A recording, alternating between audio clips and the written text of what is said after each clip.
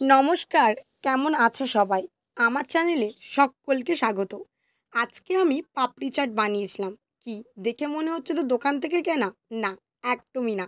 এইরকম সুস্বাদু ধরনের একদম দোকানের মতো পাপড়ি চাট বানানোর জন্য আজকের রেসিপিটা কিন্তু তোমাদের জন্য। প্রথমেই আমি ময়দা মাখার জন্য জলটাকে গরম করে নিয়েছি। তার মধ্যে দিয়ে দিয়েছিলাম পরিমাণ মতো লবণ। এরপর ওই ময়দার মধ্যে আমি জিরে মরিচ অ্যাড করার জন্য জিরে মরিচটাকে ভেজে নিয়েছি। একটু লাল লাল করে ভেজে তুলে নিতে হবে। এরপর একটা পাত্রের মধ্যে ময়দা নিয়ে নিতে হবে। তারপর জিরে মরিচগুলোকে এইভাবে হাত দিয়ে হালকা গুঁড়ো করতে হবে, বাটলে কিন্তু চলবে না। তারপর জিরে মরিচগুলোকে ময়দার ওপরে ছড়িয়ে দেব। এরপর আমি ওর মধ্যে দিয়ে দিয়েছিলাম কিন্তু রিফাইন তেল বা সাদা তেল। এবারে ময়দাটাকে হাত দিয়ে ভালো করে মাখাতে হবে, কারণ তেল দেওয়ার ফলে ময়দাটা কিন্তু হালকা হালকা জট পাকিয়ে যায়, সেটাকে কিন্তু ভেঙে দিতে হবে। এরপর ময়দার সাথে অ্যাড করতে হবে জল। জলটা দেওয়ার পরে ময়দাটা ভালো করে কিন্তু মাখাতে হবে, একদম নরম করে। যত বেশি মাখানো যাবে এবং যতক্ষণ বেশি স্টে করানো যাবে তত বেশি কিন্তু মুচমুচে এবং টেস্টি হবে পাপড়ি চাটগুলো। আমি দলাটা পাকিয়ে প্রায় আধা ঘন্টা মতো কিন্তু রেখে দিয়েছিলাম। এরপর ওই দলাটা থেকে আমি দুটো মণ্ড ভাগ করে নিয়েছিলাম। প্রথম মণ্ডটাকে আমি ভালো করে কিন্তু বেলে নেব। আর এই বেলাটার ওপর কিন্তু অনেক কিছু ডিপেন্ড করছে, কারণ খুব বেশি কিন্তু মোটা করা যাবে না, আর খুব বেশি কিন্তু পাতলাও করা যাবে না। এটাকে আমি রুটির মতো বেশ চওড়া করে বেলে নেব। এরপর এটাকে আমি পাপড়ি চাটের আকার দেওয়ার জন্য একটা ছোট্ট কাঁচের নেব। তারপর সেটার সাহায্যে গোল গোল করে কিন্তু পাপড়ি চাটের মতো আমি অনেকগুলো অংশ কেটে নিয়েছি। এবারে এই অংশগুলোর পরে যতটুকু অবশিষ্ট থাকবে ওই রুটির অংশ, সেটাকে কিন্তু আমি ফেলবো না, কারণ ওটাকে আবার মণ্ড পাকিয়ে আবার যদি বেলা হয় তাহলে কিন্তু আবার অনেকগুলো পাপড়ি চাটের অংশ বেরিয়ে আসবে।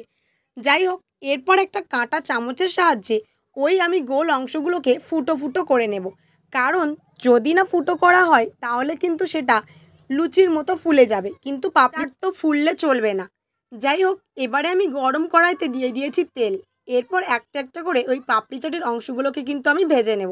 দেখো, আমি এর মধ্যে অনেকগুলো কিন্তু পাপড়ি চাট দিয়ে দিয়েছি।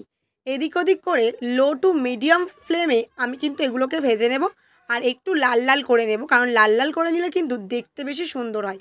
ব্যাস, পাপড়ি চাটগুলো কতখানি মুচমুচে দেখতে হয়েছে তোমরা কিন্তু দেখতেই পাচ্ছ। আর এটা কতটা মুচমুচে হয়েছে আমি তোমাদের দেখাচ্ছি, একবার আওয়াজটা শোনো।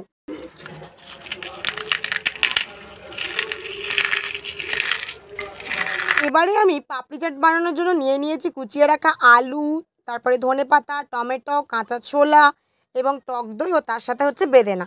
এবারে টমেটো কেচাপের মধ্যে পাপড়ি চাটগুলোর অর্ধেকটা অংশ কিন্তু আমি এখানে ডুবিয়ে নেব। তারপরে একটা প্লেটের মধ্যে সাজিয়ে নিয়েছি। এরপর ওপর থেকে আমি দিয়ে দিয়েছি সিদ্ধ করে রাখা আলু, টুকরো টুকরো করে কেটে নিয়েছিলাম যেটা আমি। তারপরে ওর সাথে অ্যাড করেছি আগে থেকে ভিজিয়ে রাখা কাঁচা ছোলা, এবং তারপরে দিয়ে দিয়েছি কুচিয়ে রাখা টমেটো। এরপর দোকান থেকে কিনে আনা ভাজা বাদাম, আর তার ওপর কিন্তু দিয়ে দিয়েছি আমি জলজিরা। এই জলজিরাটা কিন্তু অপশনাল ছিল, আমি যাতে একটু স্বাদটা ভালো হয় তাই কিন্তু জলজিরাটা দিয়েছি।